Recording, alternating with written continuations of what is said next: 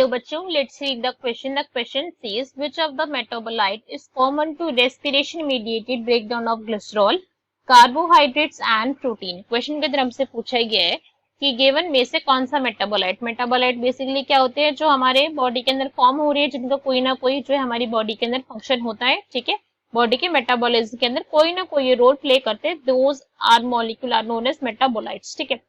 उनमें से कौन सा ऐसा कॉमन मेटाबोलाइट है जो respiration mediated breakdown of glycerol की ग्लिसरॉल के हमारे ब्रेकडाउन के अंदर भी इन्वॉल्व है, कार्बोहाइड्रेट के अंदर भी इन्वॉल्व है, प्रोटीन्स के मेटाबॉलिज्म के अंदर उनके ब्रेकडाउन के अंदर भी इसकी इन्वॉल्वमेंट होती है। So now let's start the question. सबसे पहले हम क्वेश्चन को सॉल्व करने का की कॉन्सेप्ट देखेंगे। की कॉन्सेप्ट, तो क्वेश्चन को सॉल्व करने का की कॉन्सेप्ट क्या है हमारे, क्या हमें ओवरव्यू ऑफ मेटाबॉलिज्म के बारे में नॉलेज होनी चाहिए, ठीक है, ओवरव्यू ऑफ मेटाबॉलिज्म। अगर हमें ओवरव्यू ऑफ मेटाबॉलिज्म के बारे में नॉलेज है तो हम क्वेश्चन को हमारे इजीली सॉल्व कर लेंगे।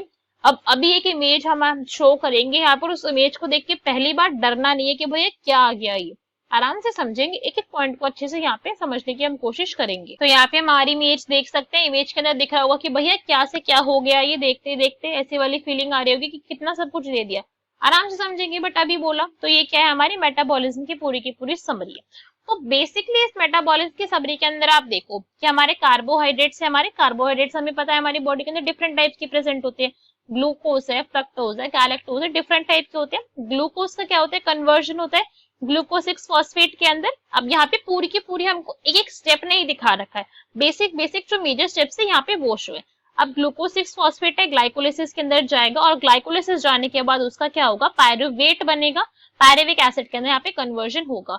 तो यहाँ पे पायरुवेट की जो है वो फॉर्मेशन होगी, हमें ये पॉइंट पता है, पायरुवेट बोल सकते हैं, फिर हम बोल सकते हैं पायरुविक एसिड यहाँ पे बना, पायरुविक एसिड बना, एक यहाँ पे इसका फॉर्मेशन हो गई।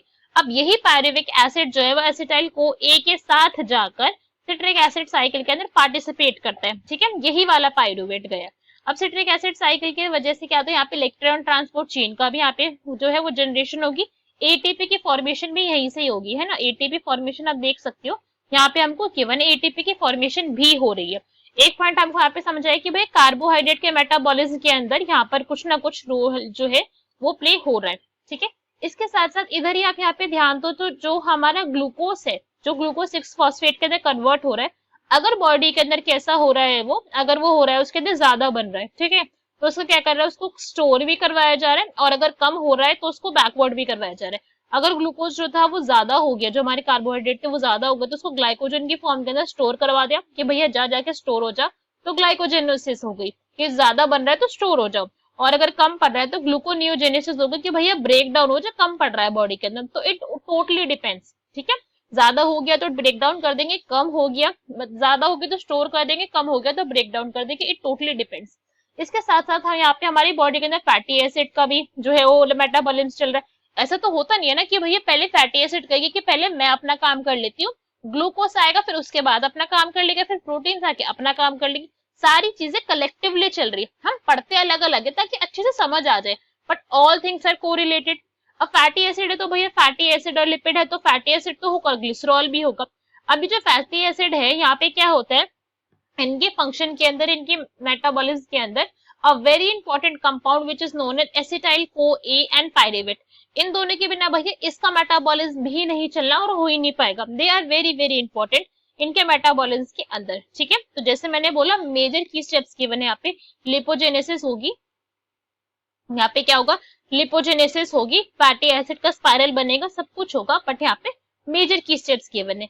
इसी के साथ साथ अब अगर यहाँ पे ध्यान दो प्रोटीन के मेटाबॉलिज्म के अंदर, तो प्रोटीन जो था हमारा नाइट्रोजन पूल था, वहां से अमोनिया निकला। अब अमोनिया जो है हमारे यूरिया के अंदर कन्वर्ट होगा ही होगा, तो यूरिया साइकिल चलेगी ताकि इस यूरिया को जो है हमारी बॉडी से बाहर जो है वो थ्रो करा जा सके कि भैया हमें यूरिया को स्टोर नहीं करना, किसी काम का नहीं है, बॉडी के अंदर जो है वेस्ट है, टॉक्सिक है, तो इस यूरिया का क्या होगा, यूरिया का कन्वर्जन होगा।